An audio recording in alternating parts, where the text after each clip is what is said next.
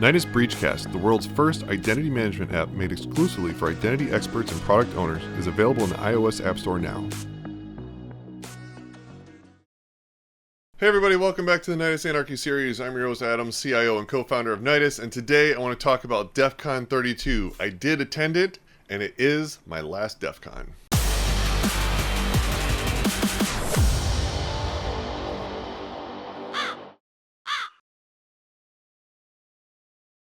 So, DEFCON 32, I wound up going. Now, I know last year I was talking about how the badge just sucked so bad and everything was a shit show, and I was just like, you know what, I don't think I'm going to go again.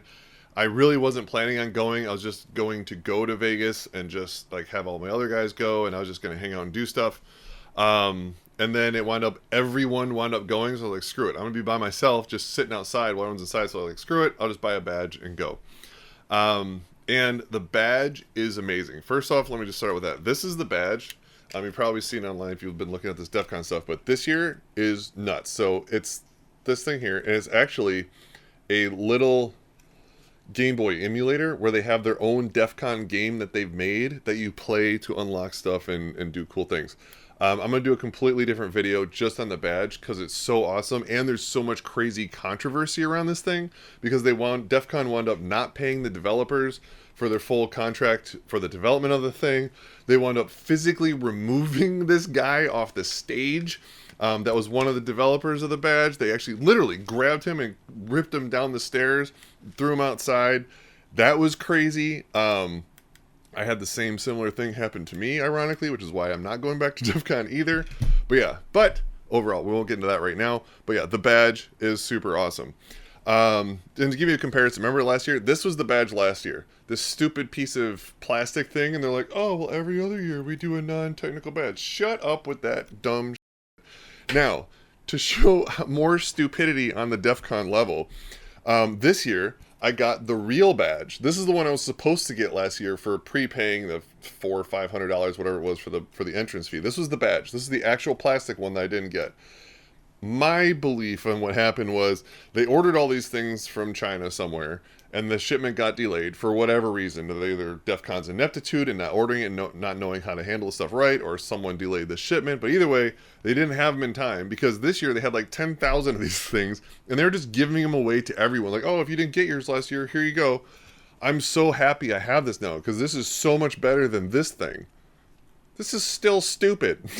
I just have it just for the pure irony, and I wanted to show everyone how dumb it was, even though it was supposed to be the full regular badge. Anyway, new badge is awesome, very exciting. For the first couple days, I was actually having fun. I was like, wow, this is actually cool. So they moved from Caesars Forums because they got kicked out last minute. I think like in the spring they got kicked out, and they wound up going to the Las Vegas Convention Center, which in my opinion is a much better spot. It was much better handled because the whole thing was in one place, 3 floors, huge rooms. It was awesome.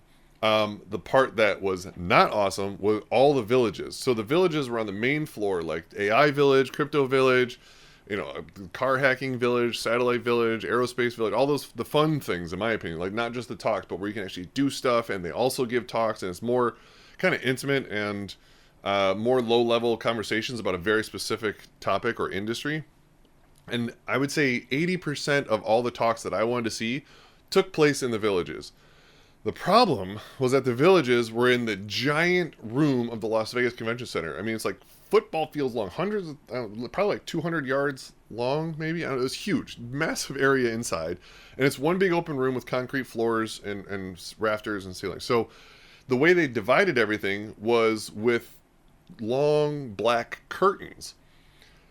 That's nice visually, and to kind of be able to walk around, that was cool. But the problem is the audio was horrible. So one of two things were either happening. Either you're at a talk where you can't hear it at all because everything else around you is blaringly loud where you can't hear it, or it's too packed and you can't even get in, so you're kind of viewing off to the side, and they have the speakers angled to where only like the first 10 rows of people could even hear it if they wanted to.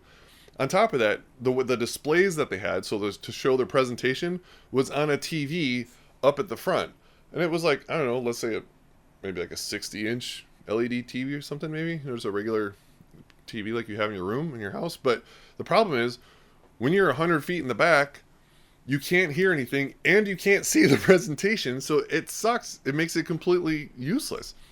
So the majority of the conversations in the villages, couldn't hear them, couldn't see the presentation.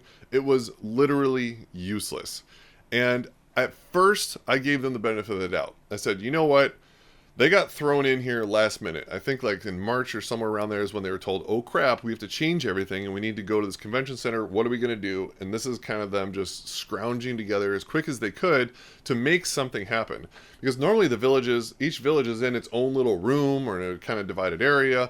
So you have an even more intimate time with them to interact and play with all the stuff and talk to them and really see the conversations. This was not that. This was a completely opposite situation. And I think this was just because they got thrown into it, and that was kind of the best that they could make up with. So hopefully for those that will be attending future DEF CONs, they get that resolved, because that was one of the biggest problems of DEF CON. The next biggest problem with DEF CON was the lines. This has been going on forever. I feel this year was even worse again. Every talk that was not in the village that I wanted to go to had a crazy line where you had to wait in line at least a half hour or more ahead of time to be able to see that talk.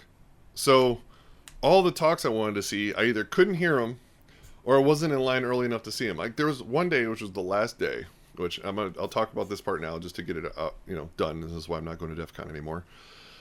But the last day, I went to a bunch of different talks trying to see stuff that I wanted to see, and every single one of them had a line. I couldn't get into it. I'm like, Jesus. Like, this is brutal. I can't see anything. Like, what am I doing? I'm spending all day not doing anything, just walking around being told I can't go in. So it's like, okay, this is great. Or you have to pre-register. Okay, fine. I'm done with the pre-registering. I accept that as me just not doing it. But, like, there's the lines, like, where you have to wait sometimes over an hour. Like, then you're missing the other talks. So it's like, am I going to invest 2 hours in something and you don't even know if the talk's going to be any good and miss something else? I don't know. It's super annoying. I really did not like that at all. And then, like I said, the whole, like, not being able to hear the village talks, that was also super brutal, because it's like, those are really good conversations and some really good talks, and I have no idea. And they're not being recorded, so no idea what they're talking about. So let's cut to the chase as to why I'm no longer going back to DEF CON. Besides all those things, which are super irritating, but they've always been irritating that way, and just kind of deal with it. The Goons this year. So if you're not familiar with the Goons, the DEF CON Goons are the guys that are kind of like the private security team for DEF CON. They're not actually security, like for the facility. They're, I believe, volunteers. I'm not 100% positive on this. Someone else can correct me, feel free. But the Goons, for the longest time, they were basically crowd control, making sure everyone's doing cool stuff. If something goes wrong, they got radios to report it, to do things. They're kind of they're security in a sense, and everyone kind of respected them as that. And the Goons used to be fun. Like, you used to be able to. They were just one of us. They were also hacker dudes. They worked DEF CON, and they were just there to try to help to make the place a good, fun time for everyone. That's gone. The Goons now have a serious power trip.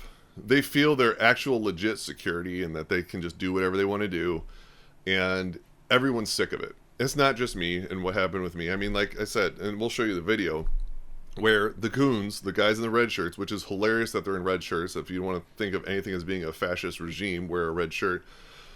Ironically, they should be wearing brown shirts, but we'll get into that in a different topic. But anyway, in this video, they show pulling Dimitri, the badge guy, off the stage. These red dudes grab him, pull him off the stage. He almost falls down the stage, and then they're physically holding this dude, and they carry him all the way out, and they kick him out of the facility. They kicked him out. And that's nuts. And I didn't know about this until after I got home. But what happened with me was I went to a talk, and again, it was at a village. I'm like, I can't see anything. So I pulled up my phone, and I zoomed in so I could try to see the TV up front to see what he was talking about. And I'm like, oh, okay. And I'm like, I don't even want to be here. This is stupid. I can't hear anything. I couldn't hear a single thing coming out of this guy's mouth. Couldn't see the TV anyway, so I was like, screw it. So I started to walk out. I'm just leaving. This little person comes up to me, like, when I say little, I mean like little. Definitely an adult, but little. And she's like, hey, you're not supposed to record in here. I'm like, okay, fine. Like, I'm leaving anyway, so it doesn't really matter. But the problem is, that turned into a thing. And I didn't even know if she was with DEF CON or not. Like, she was just, normal person wearing clothes and a face mask, just coming up to tell me I shouldn't record something. Which is bizarre, because everywhere throughout DEF CON, everyone is recording everything. I'll show you photos and videos of just everyone with their cameras up like the whole time, taking pictures of the slides and all that kind of stuff. But for some reason, this one was not supposed to be recorded. Whatever. Sure, no problem. Anyway, I left, so who cares, right? Well, apparently, the DEFCON goons very much cared. Just because my friends and I were walking out, we were like, screw it, let's get out of here. We're going to go get some food. Like, I'm done with this place anyway. And as we're walking, I'm like maybe 20 yards from the door, from leaving this place. And then one of the goons, another little one, wearing a face mask again, that came up to like, I feel like here on me, just ran up in front of me and just goes like this and just stops. Like one of those climate protesters in front of a semi is kind of what I felt like it does. I'm like, what are you doing? And he wouldn't say anything. And then all of a sudden I had a bunch of other these red shirt goons surrounding me. And I'm like, screw this shit. And so I just kept walking, ran over the guy, and he kept getting in front of me again. And when he hit me, I told him, I'm like, look, you're physically assaulting me right now. I'm going to take you out. And that's when the other security dude just told him to move. Now, one of the other goons that was there, his name is, I believe it's Dr. Chaos. I've seen him around forever. So I know he's one of the OG guys. And he approached me. I was like, okay, hey, what's up? He's like, hey, it looks like you recorded a video in a place where they didn't want you recording video. I was like, yeah, some woman, I don't know who she was. She didn't look official, but she came up and told me that. And, we left anyway. He's like, okay, well, we need you to delete that video. I said, okay, cool, no problem. I'll delete it. It's nothing on there anyway, so I don't really care. He's like, well, I need to see your phone to know that you've deleted it. And that's when I told him, you're out of your goddamn mind if you think I'm showing you my phone. Like, there's no way that's ever happening. That began the altercation. At this point in time, I had about 6 or 7 different goons around me. So I had like the 3 here. I had one dude all like literally trying to puff up his chest and look like he's a badass. It's comical when you see these guys, because it's like, you don't know what you're doing, and it's like, I could hurt you. What are you doing? But anyway, the 2 goons that I'm talking about, the one Dr. Chaos, who was super cool with me the whole time, and we wound up, having a nice little conversation, which I'll get into. Then there was the other guy. Both of those guys are in the video when you see Dimitri being taken off the stage. So the little white dude, that's Dr. Chaos, and the other guy that looks like he's got kind of a black and gray mohawk, that's the other guy that thought he was all hardcore. And then there was a team of about 5 or 6 others, like, just standing behind me, all like, we're here to back him up. I'm like, what is going on? What are you going to do? Like, you can't do anything. You can't physically touch me, which you've already done. Like, you're not actual security. You're not police. You can't detain me. So I'm not sure what it is that's going on here. Like, I'm not some idiot. And I wound up just having a conversation with the guy because, I'm not looking to start anything. And also I want to find out, like, how this is even, like, allowed. Like, how are these guys physically going after people when they know they can't? So to me, I think I would personally love to see a lawsuit against DEFCON filed by Dimitri, and if he needs help, I would love for him to reach out to me, because myself and my friends that were there to witness all this and also have this to me would gladly participate if they want to. So I'm just putting that out there. So if anyone knows this guy and this dude actually wants to spin up something because they're not allowed to do that, I'm down. Feel free to join me in. Now, Dr. Chaos, when I spoke with this guy, he was like, hey, look, I understand you don't want to show me your phone. But basically, we came to an agreement. He's like, look, whatever it is in that area, we have signs up that say, please no video recording. It's part of the, I think, codes of conduct. There's signs in places that say that. I'm like, okay, maybe. I didn't see the signs. I honestly didn't see anything in there. Like I said, everyone's recording video everywhere. So it's not like it was, oh, no recording in the villages or anything like that. So I just had no idea. So I'm like, look, man, I get it. There's people saying stuff, but like, you're at a conference talking about something publicly to thousands of people, and you're like, oh, I don't want it recorded. It's like, what are you talking about? Like, people are going to be recording this stuff. So anyway, I had enough at that point. So I just told him, like, look, I'm going to delete the video. Sure, no problem. He accepted that. We shook hands, and then he actually came and talked with me and my friends, and we talked for a bit about how, like, hey, DEFCON's changed over the years, and he agreed. He was like, dude, yeah, he's like, it used to be way more fun. There was a lot more, cool camaraderie going on, and now it's just completely changed. And and all my friends also said the same thing, which was, dude, their goons are out of control. They're just yelling at people. They're going on telling people what they can and can't do. It's like, they think they're like Gestapo police. It's crazy. And it's not like they're doing any help. They're really just pissing everybody off and making everyone not have a good time. So because of the goons, because of the repeated physical attacks by the DEFCON security group over people that should not be physically touched in any way, shape, which is highly ironic considering all the stupid things that the whole DEFCON crew take to heart, like, oh, we're here for diversity and to help people, and it's all about making sure everyone's stupid things are okay, but yet they'll grab you and launch you off the stage, no problem. It's like this. I don't know. I'm done. So I am officially removing myself from DEFCON. I'm no longer going in anymore. If anyone else wants to go, feel free. I don't think it's something you should support anymore. At this point in time, I think someone else needs to create a new conference and really bring back to what DEFCON was all about. I actually walked up into Black Hat because it was going on at the same time for a meeting. Well, so I went over to the Mandalay Bay, walked around Black Hat for a little bit, and honestly, Black Hat was a better convention. Like, I did not see that happening. Like, Black Hat's like the enterprise corporate security convention, and everyone was way cooler over there. There was more fun stuff, and I could see everything and hear everything. Like, Black Hat was a better conference than DEFCON. I can't believe I'm saying that out loud.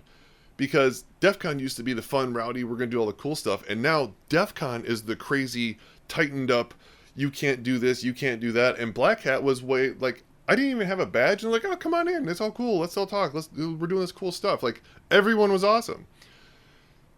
I don't know what happened, but something has flipped. So DEFCON's, I believe, has just gotten too big, completely unchecked, and this is what happens. I know I'm not the only person that's going to be not going back to DEFCON. I know a lot of people that won't be going back to DEFCON because of Resorts World. We'll get into this and do a whole different podcast as well, because that's the whole thing. But the short version is Resorts World, which is the conference hall right next to the Las Vegas Convention Center that DEFCON had a block of rooms for. They went and searched through everyone's rooms, and they went through all their stuff looking for illegal hacking materials. And things on the list included a laptop, a phone, an Ethernet cable. These were hacking tools, cell phones. And they were told to confiscate them. So people had their privacy completely taken from them. Even if you had to put the little privacy thing on your door, it didn't matter. They went in. So Resorts World just went through everyone's rooms. And what I heard from people in the conference that have had their rooms checked, it seems to be they only went through the rooms of those that were reserved under the DEFCON block of rooms. So I don't know if they were working together, but either way, all of this makes me say, DEFCON. It's over. I'm done with it.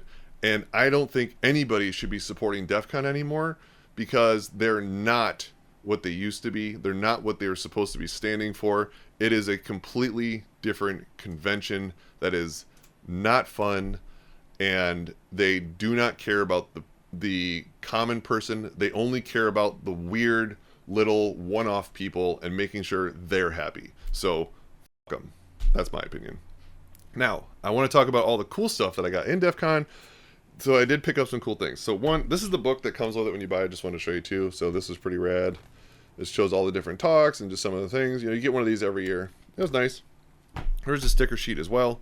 Also with this badge, it came. They even have it came with a 1 gig micro SD card that's even branded DEFCON. I thought that was kind of neat. In the vendor booths, I wound up picking up some cool stuff from these keyboard guys that sell custom keyboards. I'm going to have to solder all this stuff together and put it together. I've never done that, but I did pick up this little guy. It was a little badge add-on, and I wound up having to solder the little LEDs for the lights, and then the little transducer here, and the pins on. And I've never done this stuff, and it was fun. During the Maker Lab, there's just a bunch of soldering irons everywhere, and I bought this for like $10 from HackerBox. Hack the Planet, it's pretty rad, right? And it was cool. There were tons of people there to help me put it together, to teach me how to do this stuff, which was really awesome and fun. And then what happens is you take this thing and you plug this into your badge like so. Boop. There. And now you got a cool little glowy thing. How rad is that, right? I also bought this one here because I was afraid I'd probably break that and not do it right. So I bought one already pre-assembled, and that was this one. This one's pretty cool too. But yeah, the assembled ones were $20 and the unassembled were $10. Both really awesome, assembled or not, and it was a lot of fun putting it together. Another cool thing, I picked this up. This, again, the HackerBox has. It's just a ruler, but made out of PCB board. Pretty rad. And this from RotCon, was it Rot? Yeah, Rot 13 Labs made this. It's a little keyboard. You can set up to just be a macro keyboard, which I thought was awesome, a little USB thing. But it's got a puzzle in it. I'm at the very last part of this thing. You know what? I'll make a video about it and show you what I've gotten so far, because this thing is actually a lot of fun. Not gonna lie, I had more fun with this, I think, than anything else trying to solve a puzzle. But there's a crazy puzzle hidden in this keyboard. Yes, just from the keys, just from typing on it, you will find a puzzle, and there's crazy stuff that you got to figure out. This is a ton of fun. So the Rot 13 Labs people made a really cool product there. The last thing I'm going to touch on here, I guess, well, here, you know what? This one's cool. Let me wait for the little ducks. I'm going to tell you about these ducks. But this was the official DEFCON scavenger hunt. I'm always a big fan of scavenger hunts. These things, though, they're kind of like made up all the time, but some of these are pretty funny. So you had to, like, I'll read up some of these things you have to find here. So 2 girls, 1 stool, Dell Whip, Wine Sweeper, Badge Death, a ping over 9,000 milliseconds, Crisco Switch, Lockpick a TSA lock at the TSA booth, turn a cowboy hat into a baseball cap, a Doom Wad of the layout of DEFCON must be to scale with textures. Instead of Spot the Fed, play Spot the Person with purchasing authority. You know what? Let me just talk about that for a second. The whole Spot the Fed. This goes back to why DEFCON's dead to me. So one of the coolest things that was so much fun to do back during the original DEFCON days was Spot the Fed. It's exactly what it sounds like. If you see a Fed, you point them out at the beginning of any talk and say, hey, I've spotted a Fed. And it was like a thing. Has anyone here spotted a Fed? I have. Who? That guy in the blue hat right there. Turns out they go up and they ask him, hey, are you Fed? It turns out they are. They ask him to leave because no police or federal people are supposed to be allowed in. This way everyone can have these talks and not worry about being arrested. And then you win a t-shirt, I spotted the Fed. That was a cool thing that was going on forever. And obviously they're still talking about it. The problem is it absolutely doesn't exist anymore. You know why? Because the Fed is invited to DEFCON. These guys are giving talks. You know how many Feds are walking around there right now? You see them all day long. There's no more Spot the Fed. They're part of it. The Fed is part of DEFCON. So if you want to put on, crazy conspiracy hat, it's not too far off to think that the Fed is actually collaborating with the DEFCON people to put this on and just sit there and just scan everyone and take everyone's info and find everything out. I mean, like, if they're inviting the Fed there, they're giving them booths, they're giving them talking points on the president. They're sitting there, like, they're doing talks in the large rooms to everybody. I don't know if you want to include this, because John DiMaggio was on the podcast, former NSA. He gave a talk. Yeah, I talked to him. Okay, I don't know if you. No, I met him there. He was actually. So that's Ian saying this. I want to leave this in, by the way. So I actually ran into him. He was there. He just finished his talk when I showed up on the first day. Mention him in case they don't hear. Okay, so yeah, it was Joe DiMaggio. So John DiMaggio. Yeah. So met up with John DiMaggio. He was just finishing his talk at DEFCON right when I got there. So I walked in right as he finished his talk, got up to say hi, meet him in person. Super cool dude. But so Ian was saying, hey, you might not say this because, the guy we just talked to, he was a Fed. But no, he's not now. He's working in the private security industry, which he should be there. But in my opinion, if you are an active federal agent, you're not supposed to be at DEFCON. You should be talking at Black Hat, and there's probably really great, cool information to get there. But I'm going to put this out there. I think the Fed's working with DEFCON at this point. I think they're in bed together. Change my mind. Let's just leave it at that. Okay, so the last thing I want to talk about are these ducks. So these little ducks here, I'll show you these little plastic ducks. They had a little, like a kid bathtub, inflatable, like a little inflatable pool, if you will, filled with these things, like thousands of them, and all of them have these little tiny QR codes and numbers on the bottom. And what's rad, actually, I'm going to see it. Let's see where it is now.